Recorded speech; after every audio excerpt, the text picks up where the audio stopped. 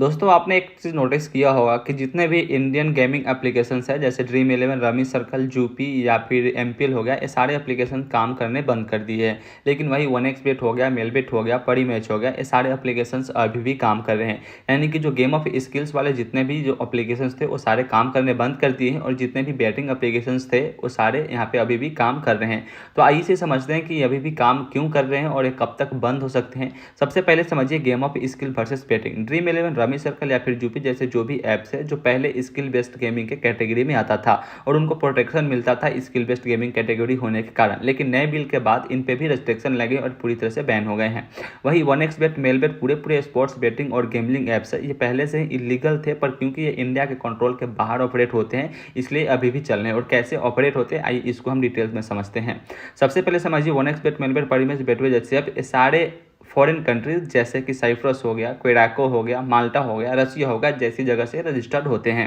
ये इंडिया के सर्वर्स पे नहीं होते हैं बल्कि बाहर के सर्वर्स पे यूज़ करते हैं। जैसे ड्रीम इलेवन हो गया, एमपीएल हो गया, मायोलन सर्कल हो गया, ये सभी ऑल इंडिया गेमिंग फेडरेशन और इंडियन कंपनी से ही रजिस्टर्ड होते हैं। लेकिन ये सारे इंडिया के बाहर के इंटरनेशनल कंपनीज है और ज़्यादातर रसिया, साइप्रस, क्वेडाको, माल्टा से रजिस्टर्ड होते हैं। ये इंडिया के सर्वर्स पे नहीं होते बल्कि बाहर के सर्वर इसे यूज़ करते हैं। इसकी वजह से इंडियन गवर्नमेंट इन्हें तुरंत ब्लॉक या बैन नहीं कर पाती है। ये लोग अपनी मिरर वेबसाइट्स या फिर प्रॉक्सीज या फिर नए डोमेन्स यूज़ करके बार बार वापस आ जाते हैं। उसके साथ साथ इंडिया में इन्फोर्समेंट का भी बहुत ही बड़ा प्रॉब्लम है। गवर्नमेंट ने अभी तक मेजर इंडियन प्लेयर्स पर भी एक्शन लिया क्योंकि उनको टारगेट करना काफ़ी ईजी था।